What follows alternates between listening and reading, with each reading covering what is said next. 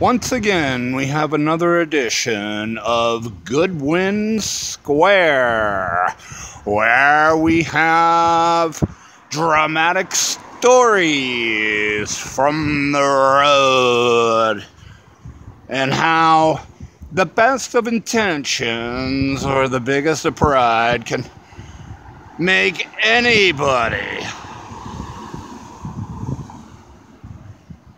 crazy.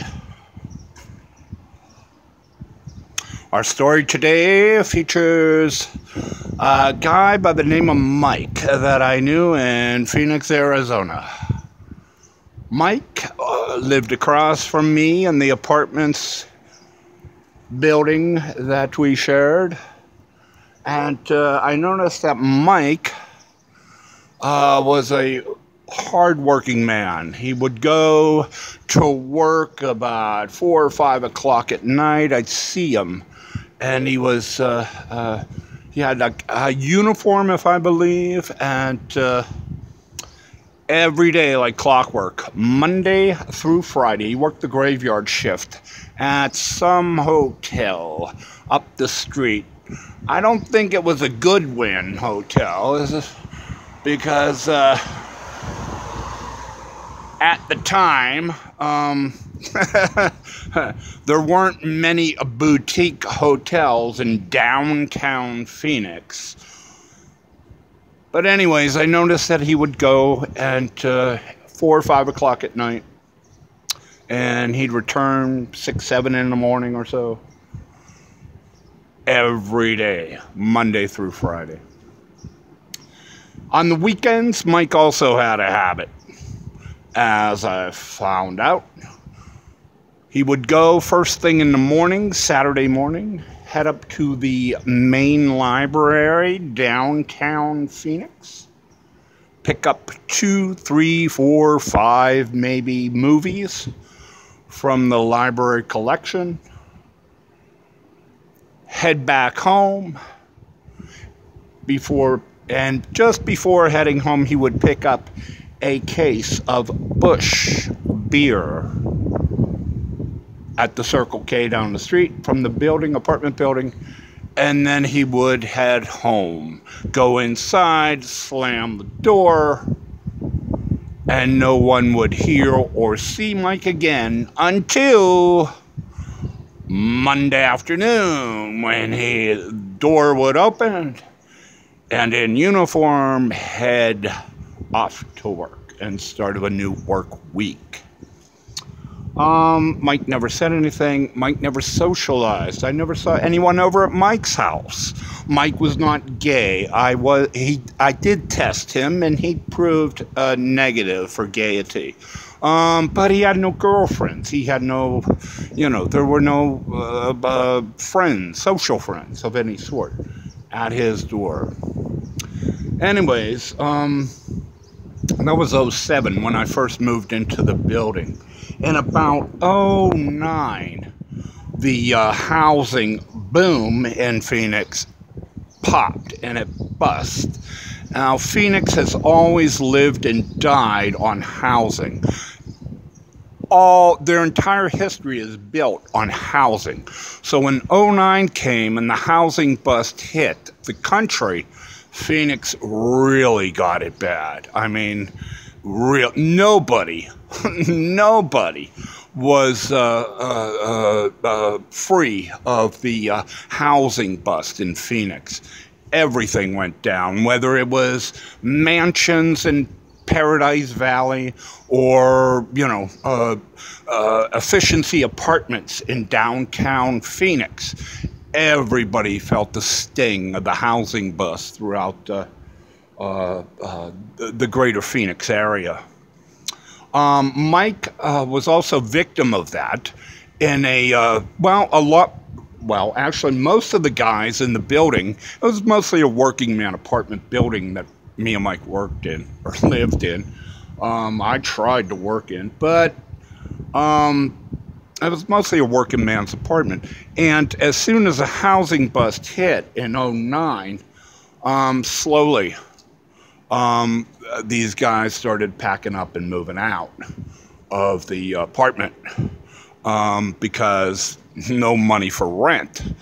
But Mike was one that remained for a long time, until one day I saw him, and he actually came up to me. It was at night, I believe it was, and I was in the courtyard. And he actually approached me, and he was really, really, really angry. And I was surprised because I wasn't sure why he was not working. It was like the middle of the week, and it was like 7 o'clock at night or so, and I was suspicious, you know. And he was angry. He came up to me, and he needed some therapy. So he came up to me, and I said, hey, you know, how's the job going? And he just let it out that the hotel that he was working at wanted to put him on part-time. They no longer could afford him on full-time. So they wanted to put him on part-time, okay? So, but he would not have it. He wanted to be put on unemployment, okay? And they would not have that. They would not support any unemployment claim that he would file if he were to file it. So it came down to, we'll give you a raise, but we're going to have to cut your hours to part-time. And he would not have that. So Mike told me he quit his job. I'm like, oh, okay, Mike, great. So that's actually the last I heard of Mike. Soon after, Mike was all around the apartment building a lot. And every time I saw him, he was either going out to Circle K to get a case of Busch beer, or he was going into his apartment with the case of Busch beer. That's all I ever saw. And, you know, I'm thinking to myself, it's like, whoa, you know, you're a little heavy with the alcohol consumption here, Mike. Maybe, you know, without a job, you know, you don't want to be without an apartment. So you maybe want to, you know, hold back on that. But I kept it to myself. I thought that, okay? But I, of course, did not say anything because Mike was to himself. And I knew it was a serious problem when I noticed that Mike would leave the cases with the cans and empty cans inside next to the trash bin. You know, next to the trash bin behind the apartment building. Okay, and he wouldn't throw them in the trash. He would leave the aluminum cans that he would stack back into the Busch boxes and leave them next to the trash can. So, you know, the can man, as we call him, who would collect aluminum and things like that, would have no problem. He wouldn't have to fish through the trash to get to Mike's aluminum Busch beer cans. And it's like, once I saw that, I knew the end was near. And it wasn't too long after I noticed that is a sure sign of alcoholism. Once I saw that, I knew that Mike was in dire trouble. Next time I saw Mike's door open, I walked up to it, and Dave, the maintenance guy, was inside. And I said, where's Mike? Innocently enough. And he said, oh, he's gone. I'm like, oh, okay. It's just, you know, I didn't see him move. And it's like, well, he had not much to move, but he's gone. I'm like, oh, okay. Oh, well, I said, you know where he went? You know, you or Dennis know where? Nope, not a clue. he's gone. And,